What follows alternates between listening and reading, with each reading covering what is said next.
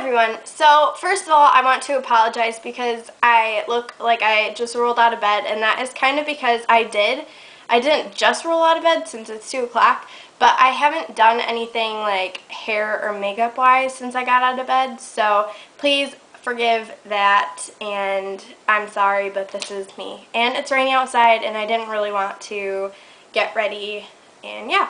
So anyways, today this video is going to be tips and tricks for waitressing. I have been a waitress for a year now, and that doesn't seem like a long time, but I remember when I was first, when my boss first called me and asked if I wanted to move up and be promoted to a waitress. I was like, okay, YouTube, here I come. I'm going to look for videos for tips and advice, and when I did, I didn't find anything. There's maybe a couple of videos that were poorly put together, but I figured that I would share my top tips with you and things that I've learned that help to increase your tips and help you give better service, because it's not so much if you're getting awesome tips, you should be giving awesome service. And if you're getting bad tips, obviously that should probably tell you something about your service. So, okay, tip number 1 is to look professional. Now, this doesn't just mean your hair and makeup, which those should look professional, don't get me wrong. You should have your hair done. It depends on where you're working. If you work somewhere higher class, an updo would be appropriate. If you work somewhere like sports bar, anything like that, just have a well put together look and make sure your makeup matches the atmosphere of the restaurant you work in.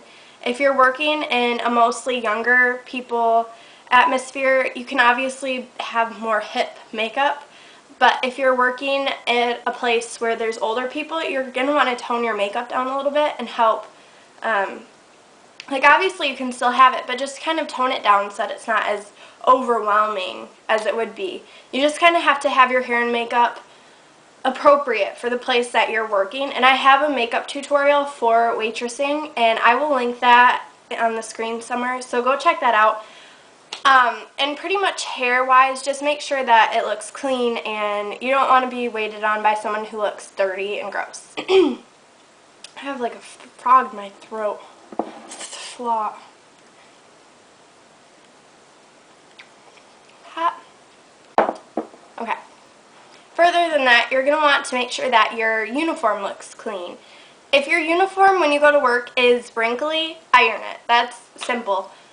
If you have stains on it, don't just put it back on and say, oh, they won't notice, because they're going to notice. And especially if you're working with older customers, they're going to notice every little detail about you because they were born and raised in a different place where everything was very put together. Your grandparents probably wore dresses and dressy clothes in public. I doubt they went out in public, at least your grandmothers, with jeans and a t-shirt on. That just wasn't appropriate then. So a lot of the time, older people are still stuck in that mindset where you should look appropriate and be dressed appropriate for work. So if you go to work with a wrinkly shirt on, stains on your jeans, and shoes that are falling apart, you are probably going to have that reflected in your tips, because let's face it, society is very judgmental when it comes to looks. And if your looks aren't appealing to your customers, they're going to reflect that in the tip. And it's not fair, but that's just how it is. As far as tips go for getting better tips, one tip that I have is to write on the checks. Now, when I started working at the restaurant that I work at in waitressing, I would write thank you at the top of the checks. I have learned to flip it over and write thank you on the back, because you never know if the table you're waiting on is on a date, or if it's like a family and the father does not want his family to see how much he's paying, or whatever. Some people want the finance aspect of life and the money aspect of life to be more personal than just laying it out there. So when you flip it over and write thank you on the back, first of all, that's the only thing they're going to see because it's white, and they're just going to see that thank you. They're not, distracted by the numbers and the total and paying yet. So they're going to see that first. And it also gives that privacy that some people do want. You can learn to read your customers after a while and figure out if they are more like private people, and then you'll really understand better how to serve them. But at first it's very hard to read customers. Another thing to keep in mind is to always make yourself available. Even if it's dead in the restaurant, you want to be constantly, not like stalker. Don't be a stalker to your tables, but you want to be making your rounds occasionally, walking back and forth so that if they do need you, they can kind of call out to you. And you also want to check on them a couple minutes after they've gotten their food.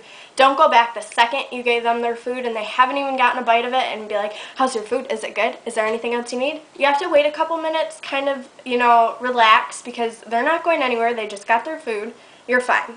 So a couple minutes after, maybe the first 2 bites or something, you can kind of watch them. Don't be like staring them down, but just kind of watch them for body language. You'll figure out signals and stuff like that later.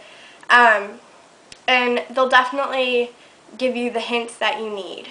So make sure that you're going back to check on them and making yourself available. Another thing is that you want to be smiling and happy. If you work on a day when you're upset, it's obvious to the customers, and that's kind of a part that kind of stinks about the job, because like when you're mad or something isn't right or you don't feel good, the customers are going to be able to tell, and your tips reflect that somewhat. So you kind of have to put up a fake wall of happiness and kind of block whatever is going on in your life and just make them feel like they're the only people, you're there to serve them, and blah blah blah, because they don't want to know about your life generally. They just want good service and their food.